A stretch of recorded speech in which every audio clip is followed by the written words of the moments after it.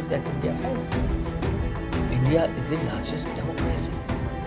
It is the largest soft power state. And Central Asian states are wary of the Chinese debt trap philosophy. They've seen China operating and how Sri Lanka has suffered, how other countries are suffering because of the debt trap policies of China. Namaste, Jai Hind. Brigadier Jeevan Rajpurohit here. President Putin has just completed his visit to India. And I lay focus on the Central Asian republics as to what the situation is like. Would our relations with Central Asian republics antagonize Russia? America is trying to get into, is hosting all 5 countries together, hosting meetings, trying to get inside. What is it that India has in for us? Let me ask you a very simple question.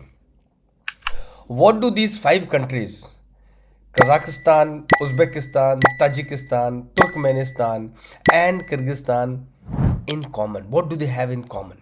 Most of us would struggle to find out as to what it is. These 5 nations, collectively called as Central Asian republics, they hold the key to India's energy security, economic growth, and the strategic balance for the next century, 21st century. Today I'll break it down for you that these 78 million people living in Central Asian republics, approximately 1500 kilometers away from us, how does that entire situation, this set of countries, matter to India's future more than what you and me can actually realize? Let me take the first part. The geography surprise that the region has for us. Let me take Kazakhstan. Understand the scale, please. Central Asia is 22% larger than the overall area of India. Approximately 4 million square kilometers. India is, say, about 22% less. But the shocking part is that the entire region has less than 78 million people. That is less than one single state, say Uttar Pradesh. So, huge nation, but very limited population. Kazakhstan is as large as India, has only population equivalent to, say, Haryana. It's about 19.6 million people in an area of 2.7 million square kilometers. India is about 3.2 million square kilometers.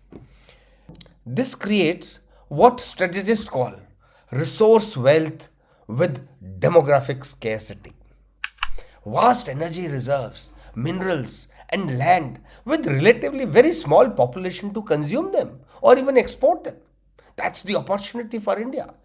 If I take just some of these resources, it is the largest, 12th globally in oil reserves, has about approximately 30 billion barrels of oil lying underneath. Natural gas reserves, significant, but hardly developed. Uranium, it is the world's largest producer of uranium. 40% of entire global production. Do you see the connect? Do we need uranium? Yes, of course. For all our energy requirements, that's where it lies. It is rich in chromium, lead, zinc, magnesium, copper, coal, and similar more resources. So here is the wealth that lies with Kazakhstan alone. Next, I shall take the distance deception. How does distance make a difference? Just understand this. The closest port to the Central Asian republics is in Iran. It is Chabhar or Bandar Abbas. That's approximately 1200 to 1400 kilometers. The next closest is Mumbai, 1400s. Our flights to any of these Central Asian republics from, say, Chennai is approximately 3 hours plus minus. Our flights from here to Singapore, here to Dubai are on similar lines. But the same distances, if you look into China, China is the eastern neighbor. The closest port is anything more than 4,500 kilometers over rugged terrain. And therefore, if you look around and compare the distances, India is geographically much closer than China. Yet the disparity is China trades more than $70 billion worth with Central Asia. What does India do? Just up to $3 billion. So see again, so much of opportunity lies there. That's a disadvantage of say approximately 23:1. China is almost 23 times more. It's not because of geography, but because of strategic neglect and the connectivity challenges. The Pakistan borders and Afghanistan's instability have created artificial distances that actually do not exist on map. So if we can somehow manage these issues, opportunities are open. Let me look into the energy gold mine. Why this entire Central Asian republics is a gold mine for energy. Let's talk as to what is at stake. Turkmenistan has the world's fourth largest natural gas reserves. It is enough to supply gas to the entire Indian subcontinent for more than 270 years. Do you see the opportunity lying? Kazakhstan produces 40% of the world's uranium. We talked about it. It's critical for India's expanding nuclear energy programs. Uzbekistan is the world's fourth largest gold producer. Why do you go elsewhere? Tajikistan has got massive hydropower potential, enough to export electricity to energy hungry South Asia, all of us here. Look at the Tapi pipeline. Turkmenistan, Afghanistan, Pakistan and India. It could deliver 14 billion cubic meters of gas annually to India. That's almost 20% of our current gas requirements from just one single pipeline. What is the challenge? Pakistan, Afghanistan. Can we somehow use Chanakya's philosophy, Sam, Dam, Bhed, Dand, Shadgunya theory, any of the Mandala theory concepts, and bring them to realization? What has happened? The entire project is stuck for 25 years due to the security concerns. But what is good is that we have stuck onto it that someday we will make it. So that's a very good move. That waiting is also a move. And maybe in good times we shall make good use of it. Let me look at the strategic imperatives, a perspective from a ancient Indian Mandala philosophy of Arthashastra given by Acharya Chanakya in this particular situation. Chanakya has given Mandala theory. He says your neighbor is never your friend. He's always an enemy because you always will have one or the other conflict related to land, territory, people, tribes and so on. He also said your enemy's friend is your enemy and your enemy's enemy is your friend. So if you put that circles around India and look into the Central Asian republics, you find that while China and Russia could be Madhyama and America could be Udasin, a more predominant, powerful state but far away from us. He said Parsh Nigraha, that means an ally or in the rear. So Central Asian republics, as I look at it, lies in the rear belly of China. And if you can look through this lens and understand that Parsh Nigraha strategy could help India. You befriend the entire Central Asian republics, have your presence and you are connected to, on the western side to Europe and northern side directly to Russia. Whereas what is on ground happening is China is getting into it more than what anybody else could into. America is realizing they are definitely putting more pressure and more interest into this area. China completely dominates Central Asia. India faces encirclement, pressure from both the continental heartland and the maritime Indo Pacific. So, the way out is reach out. As far as Russia's involvement is concerned, it's a traditional power since Soviet times. But what has changed in recent times is Russia does not see us as a threat in the Central Asian republics. Instead, it's a complementarity that is existing in this area. President Putin, who visited very recently to India, he has reinforced the multi alignment strategy. And we can engage Central Asia without triggering any Russian pushback. This creates a strategic window that we must utilize to balance out China, to befriend Russia, and if America is getting into it, have an alliance that gives you Shadgunya theory of finding alliances and creating the balances that favor you. Using Parsh-Nigra theory helps you out. All that you got to do is start applying. Start applying. We are still not there. Right. So, what is India's unique strength? What can India do?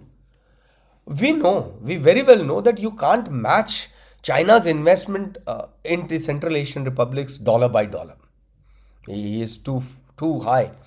We don't have $70 billion to pour into this region. So, what do?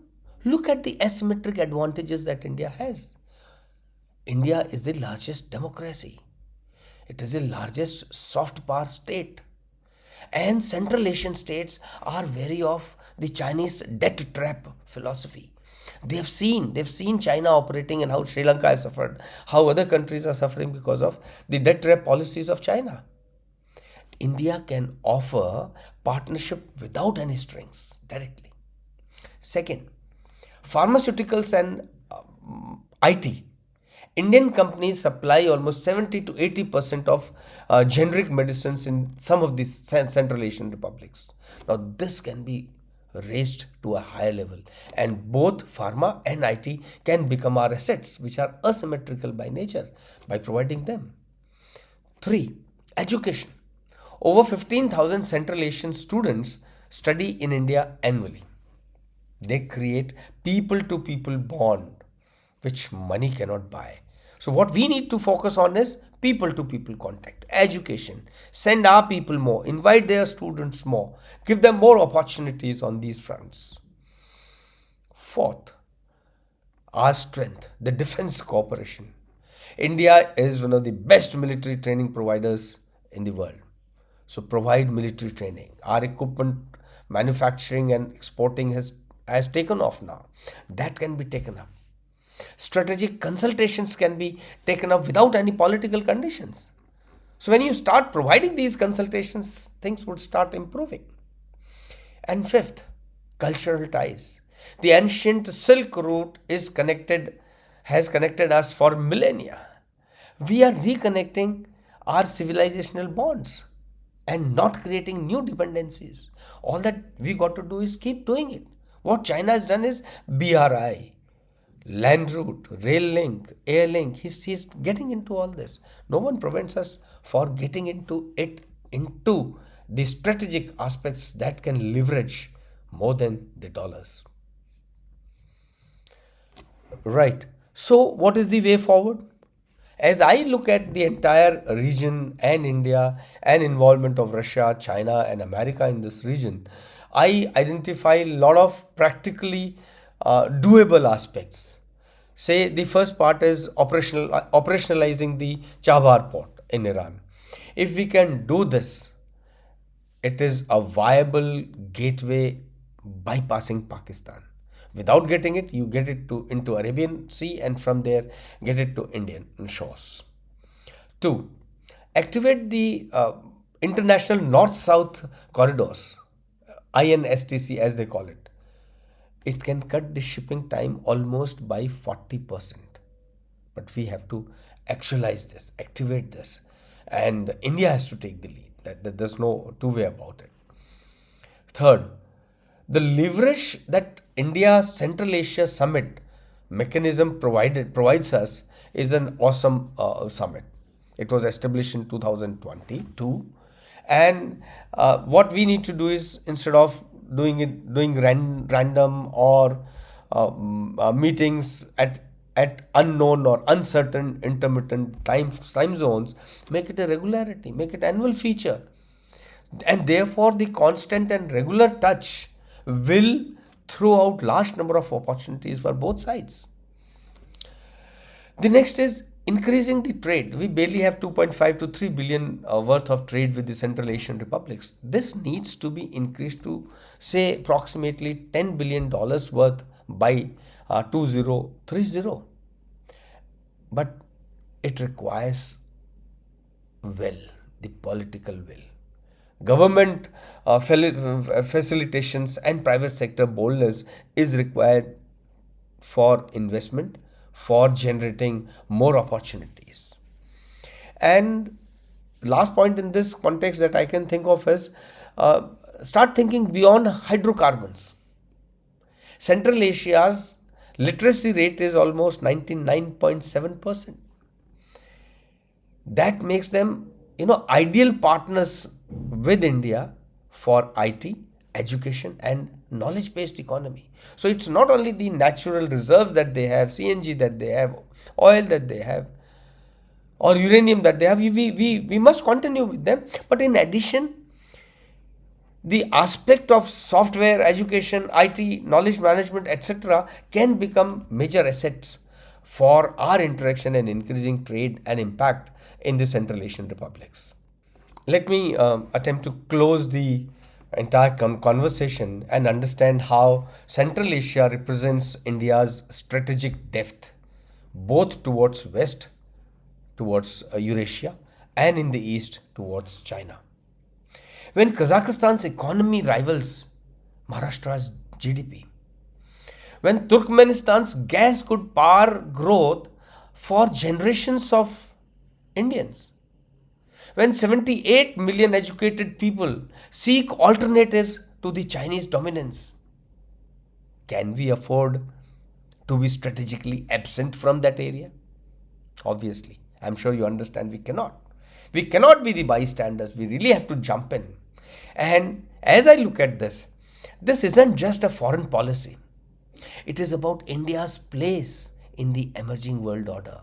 The world order emerging is multipolarity. India is set to be on the world stage. But the question is very simple. Shall we lead, or shall we watch others shape our strategic neighborhood?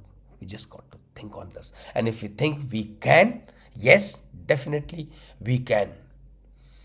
If you find this video useful, do share it with friends and family members. Those concerned in the decision making could consider some of these aspects which may help out. Thank you very much for joining. Jai Hind.